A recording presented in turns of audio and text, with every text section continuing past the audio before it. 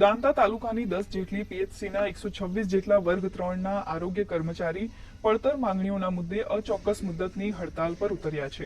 પરિણામે આદિવાસી વિસ્તારમાં બુધવારે મમતા દિવસે રસી મુકાવવા આવતી સગર્ભા બહેનોને કરાતી રસીકરણ માટે મુશ્કેલીનો સામનો કરવો પડશે। એફએચડબલ્યુના કર્મચારીઓએ જણાવ્યું હતું કે અમારી પડતર માંગણીમાં લાંબા સમયથી ગ્રેડ પેની માંગણી સંતોષાઈ નથી, જે 1900થી વધારી 2800 કરવાની માંગ કરાઈ છે। જોકે આ બાબતે તાલુકા આરોગ્ય અધિકારીએ જણાવ્યું હતું કે વર્ગ 3ના 126 જેટલા કર્મચારીઓએ હડતાલ આદરી છે, ત્યારે રસી મુકાવવા આવતી બહેનો તેમજ બાળકોને તકલીફ ન પડે તે માટે નેશનલ હેલ્થ મિશન તેમજ કોન્ટ્રાક્ટ બેઝના 15 જેટલા કર્મચારીઓ આ રસીકરણની કામગીરી કરશે।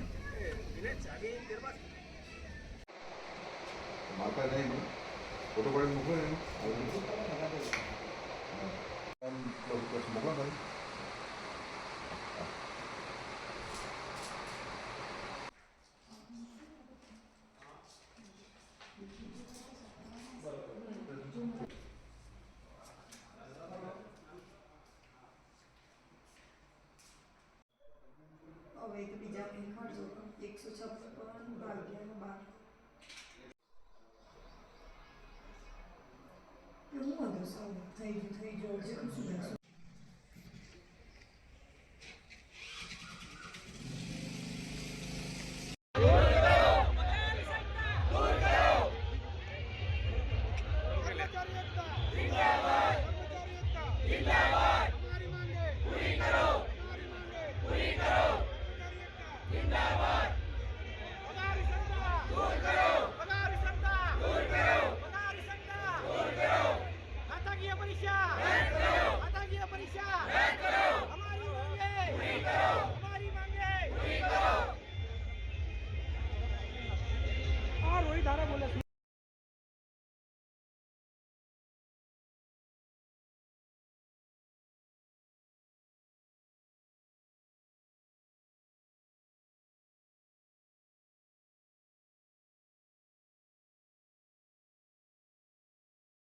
અત્યારે અમે 126 કર્મચારીઓ છીએ total MPHS FHS MPAW એફએડબલ્યુ total 126 કર્મચારીઓ છીએ અને અમારી માગણી છે જે અમારે અત્યારે ગ્રેડ પે છે 1900નો, જેનો અમારી માગણી છે 2800ની કરવાની માગણી છે।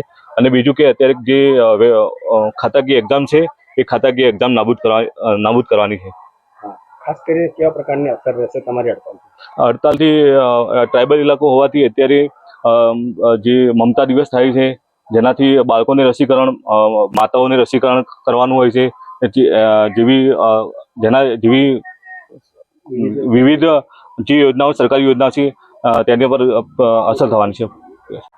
17 તારીખથી આરોગ્ય મંડળ દ્વારા એમને અચોક્કસ મુદતની હડતાલ પાડેલ છે, જેમાં અમારા દાંતા તાલુકાના આશરે 126 જેટલા એફએડબલ્યુ એમપીડબલ્યુ અને એમપીએચએસ એફએચએસ જોડાયા છે, જેના કારણે બુધવારે મમતા દિવસ થતો હોય છે, જેમાં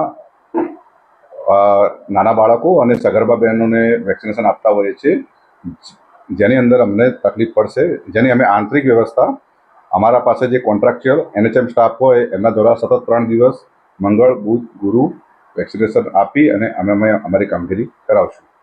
મહત્તમ આજે હડતાલ ઉપર છે એ આગળ જઈને કેટલી તકલીફ ઊભી થઈ શકે છે, શું કહું? તકલીફ અમારું જે સર્વેલન્સની કામગીરી છે, રસીકરણની કામગીરી છે, આ બધી અમને એમાં તકલીફ થઈ શકે એમ છે અને વહેલી તકે પ્રશ્નોનો ઉકેલ થાય અને હડતાલ સમેટાય એવી જરૂરી છે।